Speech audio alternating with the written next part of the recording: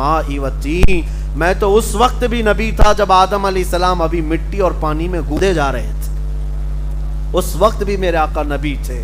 تو بہرحال جبرائیل امین علیہ السلام نے 3 مرتبہ سینے سے سینہ لگایا، چوتھی مرتبہ جب کہا اقرأ بسم ربک الذی خلق، تو میرے آقا نے پڑھا۔ آیتیں کہاں تک آئیں؟ علم الانسان ما لم یعلم، 5 آیتیں لے کر جبرائیل امین آئے تھے، 5 آیتیں۔ میرے عزیزو، قرآن کی یہ آیتیں معمولی نہیں ہیں۔ جب نبی پاک صلی اللہ علیہ وسلم پر انہوں نے تلاوت کی، حضور فرماتے ہیں حضور کے پورے جسم کے بال کھڑے تھے، تیز پسینہ بہ رہا تھا اور بہت تیز ٹھنڈک محسوس بھی ہو رہی تھی، ٹھنڈک بھی لگ رہی ہے اور پسینہ بھی تیز آ رہا ہے۔ نبی پاک صلی اللہ تعالی علیہ وسلم اتر کر کے آئے غار حرا سے سیدھے ام المومنین خدیجۃ الکبریٰ کے پاس، اور ماں خدیجۃ الکبریٰ رضی اللہ تعالیٰ عنہا نے یہ کیفیت دیکھی تو پوچھا ہوا کیا آپ کے ساتھ؟ حضور نے فرمایا زملونی زملونی، مجھے جلدی چادر اڑا دو، کمبل اڑا دو، اس لیے کہ وحی کے اترنے کا جو اثر تھا وہ بہت سخت تھا۔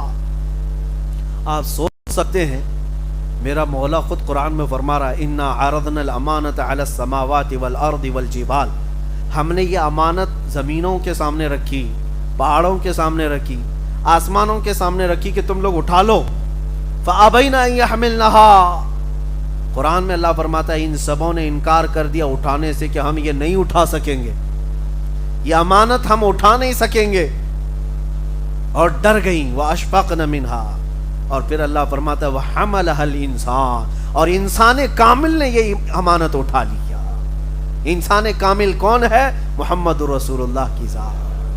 آپ سوچ سکتے ہیں جو امانت، جو بوجھ پوری زمین نہیں اٹھا سکی، پورا آسمان نہیں اٹھا سکا، پورے پہاڑ نہیں اٹھا سکے، وہ قلب مصطفیٰ تنہا اٹھا لیا۔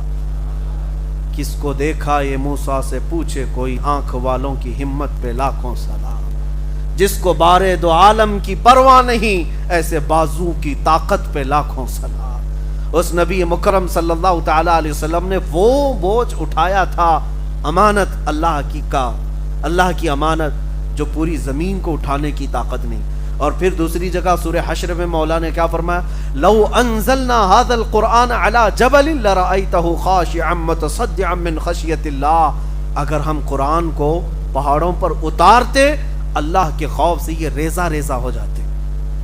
ہم نے دیکھا ہے ابھی بدر کے میدان میں جو جنگ ہوئی تھی 17 رمضان المبارک کو، 313 صحابہ وہاں تھے، لیکن ان کی مدد کے لیے اللہ نے 5000 فرشتے اتارے تھے۔ تو علماء وہاں کے متعلق ایک بات بیان فرماتے ہیں، ایک پہاڑ ہے وہاں پر جس پر فرشتے اتارے گئے، اس پہاڑ کو دیکھا گیا تو بالکل ریت کا ایسا، باقی سارے پہاڑ پتھروں کے، کالے کالے پتھر، ایک پہاڑ بیچ میں ریت کا، واللہ عالم۔ لیکن فرمایا بزرگوں نے کہ یہ نوری مخلوق کے اترنے کی وجہ سے ریزہ ریزہ ہو، فرشتوں کے اترنے سے، باقی اللہ رب العزت جسے محفوظ رکھنا چاہے۔ یہ منقول بات میں آپ کے سامنے رکھ رہا ہوں، اور قرآن جس پر اتارا جاتا وہ تو پہاڑ بالکل ریزہ ریزہ ہو جاتا۔ میں کبھی یہی سوچتا ہوں پہاڑوں کے اندر اتنی طاقت نہیں کہ وہ قرآن کی امانت اٹھا سکیں، لیکن میرے مصطفیٰ کریم صلی اللہ علیہ وسلم نے وہ بوجھ اپنے قلب پر اٹھا لیا۔ اب آپ کو ایک بات بتا دوں، حضور صلی اللہ علیہ وسلم نے تو اٹھا لیا، ہم بھی تو تراویح پڑھا رہے، قرآن ہمارے پاس بھی، چھوٹے بچے ہمارے ہیں، قرآن پورا انہوں نے یاد کر لیا ہے، کئی حفاظ یہاں پر الحمدللہ آج ہیں۔ ہماری تراویح، میں اس کو اپنی خوش بختی سمجھتا ہوں کہ میرے پیچھے الحمدللہ سننے والے پورے حافظ قرآن بھی موجود ہیں، الحمدللہ 3 تو یہاں کھڑے ہیں، اور بھی ہمارے شاگرد بھی یہاں پورے حافظ موجود ہیں، ان کے سینوں میں بھی قرآن موجود ہے پورا۔ میں یہ پوچھتا ہوں تو کیا ان کے قلب، ان کے دل بھی پہاڑوں سے زیادہ مضبوط ہیں کہ انہوں نے بھی اٹھا لیا ہے؟ بات دراصل یہ ہے، میں اس کو ایک مثال سے بتاتا ہوں۔ کرنٹ جو ہے، بجلی ایک جگہ کہیں پر سٹاک کی جاتی ہے، جمع کی جاتی ہے، اور اس کے بعد محلے میں ڈائریکٹ والے جو وائر ہے اس سے آپ بجلی کو اس کے بلب کو لگا کر کے دیکھو یا فین کو لگا کے فوراً جل کے گر جائے گا، فوراً جل کر کے گر جائے گا. تو بجلی اسٹاک جہاں ہوتی ہے وہاں سے پہلے محلے میں ایک ٹرانسفارمر رہتا ہے اور اس میں کرنٹ آتا ہے اور بٹ جاتا ہے. اس کا پاور الگ الگ ہو کر کے جتنے پاور کی سپلائی کی ضرورت گھروں میں ہوتی ہے اتنے پاور کا کرنٹ آتا ہے. اس میں بھی 3 فیز ہے، تھوڑا ہائی پاور کا لائن لینی پڑتی ہے، لیکن جہاں سے کرنٹ جمع ہو رہا ہے ڈائریکٹ بڑا وائر کوئی بھی بلب کے لیے فین کے لیے مفید نہیں. لگاؤ تو سب جل جائے گا، اڑ جائے گا. ٹرانسفارمر سے ٹرانسفر ہو کر کے جو پاور کم ہو کر کے آئے گا پھر سارے بلب بھی روشن ہوں گے، فین بھی چلیں گے. تو یہ علم الہی سے اترا ہوا قرآن ڈائریکٹ یہ چھوٹے دلوں پر آ ہی نہیں سکتا. اللہ نے اپنے علم پاک کو سب سے پہلے قلب رسول پر اتارا. قلب مصطفیٰ نے یہ اٹھا لیا امانت اور وہاں سے ٹرانسفر ہو کر پوری کائنات میں جتنے حفاظ ہیں سب کے سینوں پر جاتا ہے. اور ہر حافظ اگر آج قرآن کی امانت کو اٹھایا ہے تو وہ اس کی اپنی محنت نہیں، یہ مصطفیٰ کے بدولت اٹھایا ہوا ہے. نبی پاک صلی اللہ تعالی برکت ہے. اسی لیے سچ فرمایا بریلی کے امام نے، وہ جو نہ ہو تو اگر حضور نہ ہوتے تو پھر یہ امانت کا بوجھ نہیں اٹھا سکتے. جتنوں کے سینے میں ہے یہ سپلائی سیدھے مدینے سے ہو کر آ رہا ہے. ہمارے ایک استاد تھے، بزرگ استاد، وہ فرماتے تھے حافظوں کو آپ دیکھیں کبھی یہ تلاوت کرتے ہیں یا پڑھتے ہیں، قرآن پڑھتے ہیں، مدرسوں میں خاص طور پر جا کر کے دیکھیں ان کے یاد کرنے کا طریقہ. ہم کو کسی نے نہ بتایا اور نہ ہم نے کبھی شاگردوں کو یہ کہا کہ یوں یاد کرو یاسین والقرآن الحکیم. یہ کیا ہے جھومنا؟ نہ ہم کو کبھی کسی استاد نے سکھایا تھا کہ جھوم جھوم کے پڑھنا چاہیے، نہ ہم نے کبھی کسی سے کہا. لیکن جاؤ کسی بھی مدرسے میں یہ بتایا نہیں جاتا ہے جھوم جھوم کر کے یاد کر، وہ خود ہی جھومتے رہتے ہیں. آپ اپنے گھر کا بچہ لا کر ہمارے مدرسے میں بٹھاؤ، 4 دن کے بعد وہ جھومنا نہ شروع کرے تو مجھ سے پوچھو. اگر قرآن پڑھنے کے لیے اس کو بٹھایا جائے تو وہ جھومنے لگے گا. یاسین والقرآن الحکیم انک لمن المرسلین. یہ منڈی ہلتی کیوں ہے؟ یہ شیک کیوں ہو رہا ہے؟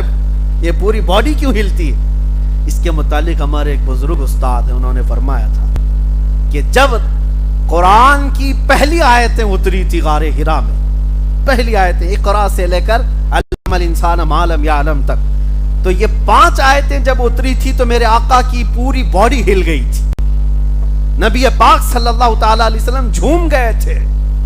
ان آیتوں کا بوجھ تھا یا یہ اس امانت کا اثر تھا کہ حضور پاک صلی اللہ تعالی علیہ وسلم ہلتے رہے، حرکت کرتے رہے. وہ ہمارے استاد فرماتے ہیں اس حرکت کا اثر آج تک ہے. جو بھی قرآن یاد کرتا ہے خود ہی حرکت کرنے لگتا ہے. وہ اثر آج تک موجود ہے. جو بھی قرآن پاک آج یاد کرتا ہے وہ اسے بتانے کی ضرورت نہیں، خود ہی ہلتا رہتا ہے. یہ قرآن پاک. دوسری بات میرے عزیزو، اس کی تاریخ مجھے آج بتانی تھی، میں نے شروعات یہ بتائی. غار حرا سے اس کی آیتیں شروع ہوئی، پہلی 5 آیتیں، پھر سیکنڈ مرتبہ میں 19 آیتیں آئی سورہ مدثر کی. علم الانسان ما لم یعلم تک پہلے بار نازل ہوئی. اس کے بعد دوسری بار جب جبرائیل امین علیہ السلام آئے تو یہ لے کر کے آئے یا ایھا المدثر قم فانذر وربک فکبر وثیابک فطہر. 19 آیتیں پھر نازل. اس کے بعد پھر قرآن میں جو آج ترتیب ہے، آپ یہ سوچ سکتے ہیں کہ پہلے وہاں کی 5 آیتیں پھر سورہ مدثر کی 19 آیتیں. نازل ہونے کی ترتیب بہت الگ ہے. قرآن کے نازل ہونے کی ترتیب بہت الگ ہے. آج جو ہم لوگ پڑھ رہے ہیں سورہ فاتحہ، اس کے بعد سورہ بقرہ، اس کے بعد آل عمران، یا جس طرح آیتیں ہیں، یہ جو آج ترتیب ہے تو کسی کے دماغ میں یہ نہیں آنا چاہیے کہ یہ بعد کی بنائی ہوئی ترتیب ہے، لوگوں نے اس کو اپنے انداز سے یوں جمع کر دیا. نہیں، نازل ہونے کے اعتبار سے حضور کرم صلی اللہ تعالی علیہ وسلم جب لکھواتے تھے قرآن، کاتبان وحی جو صحابہ تھے، کئی صحابہ تھے، کچھ چمڑوں پر لکھتے تھے، کچھ پتھروں پر لکھتے تھے. نبی پاک صلی اللہ علیہ وسلم خود فرماتے اس آیت کو یہاں لکھو، اس آیت کو یہاں لکھو. تو حضور اکرم صلی اللہ علیہ وسلم خود بیان فرماتے، اسی اعتبار سے یہ صورتوں کی ترتیب بھی رکھی گئی اور آیتوں کی ترتیب بھی رکھی گئی، یہ ہماری بنائی ہوئی نہیں ہے۔ اس لیے کہ میں کل ہی ایک پاکھنڈی کسی پنڈت کو سن رہا تھا، وہ کہہ رہا تھا کہ قرآن میں ایک خلیفاؤں نے گھسپیٹ کیا ہے، داخل کر دیا ہے، اور اس اعتبار سے قرآن بھی کوئی اپنے اوریجنل صورت میں تھوڑی نہ ہے۔ وہ ایسا ہے، کبڑا ہمیشہ یہ سوچتا ہے کہ پوری دنیا کبڑی ہی رہے، بیچارے کے پاس تو کوئی ڈھنگ کی چیز ہے نہیں، اگر کوئی چیز پیش کرے تو کتابوں کا کوئی اتا پتہ نہیں۔ بہت ساری کتابیں، میں چیلنج کے ساتھ کہتا ہوں، دنیا میں موجود آج جتنی مقدس کتابیں لا کر کے دکھاؤ، کوئی بھی تحریف و تبدیل سے محفوظ آج تک نہیں، سب بدلی ہوئی ہیں، انہی لوگوں نے بدلا ہوا ہے، کوئی بھی محفوظ نہیں۔ اب قرآن پاک جو محفوظ ہے، ان کے پیٹ میں درد ہے، کہتے یہ ایک ہی چیز کیسے محفوظ ہے؟ اس کے لیے زبردستی شوشے چھوڑتے ہیں کہ یہ بھی ہو سکتا ہے خلیفاؤں نے گڑھ لیا ہوگا، ڈال لیا ہوگا اندر، اس میں داخل کر دیا ہوگا، تو یہ پاسیبلٹی پہ بات کرتے ہیں، ہو سکتا ہے، ہو سکتا ہے، ہو سکتا پہ تو ہم ان کو یہ کہہ سکتے ہیں آپ عورت ہو سکتے ہیں، ہو سکنے میں تو پاسیبلٹی کسی بھی چیز کی بات کر سکتے۔ دلیل ہے آپ کے پاس کوئی کہ قرآن کو کسی نے بدلا تھا یا اپنے انداز سے داخل کیا تھا؟ ایک خلیفہ نے، ایک بادشاہ نے، ایک حاکم نے، بہت سارے زمانے آئے لیکن دلیل ان کے پاس ہے ہی نہیں۔ میں آپ کو ایک مثال بتاتا ہوں، ایک بھی اگر انکاری 1400 سال میں مل جائے کہ قرآن جیسا رسول اللہ کے زمانے میں نازل ہوا تھا، یہ ویسا نہیں کچھ الگ تھا، لا کر کے دکھا دیں، ایک بھی 1,20,000 صحابہ آخری حج میں میرے آقا کے ساتھ تھے، اس کے علاوہ اور بھی صحابہ تھے، 1,50,000 کے قریب صحابہ۔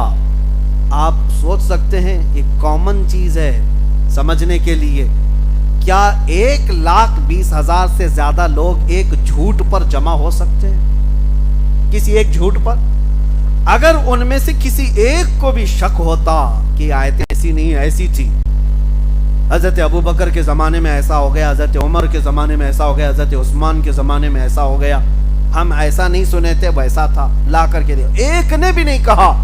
حتیٰ کہ سب سے بڑے تعجب کی بات میں آپ کو بتاؤں، سب سے بڑے تعجب کی بات، خلفائے راشدین کا زمانہ، ہم تو الحمدللہ اہل سنت و جماعت صدیق اکبر کو اپنے سر کا تاج سمجھتے ہیں، خلیفہ ثانی عمر فاروق رضی اللہ تعالیٰ عنہ پر بھی ہم ظاہر سی بات ہے دل و جان سے تسلیم کرتے ہیں، ان کی خلافت حضرت عثمان غنی کو، لیکن اہل تشیع، شیعہ جماعت، ان تینوں خلفاء کے متعلق متفق نہیں ہے۔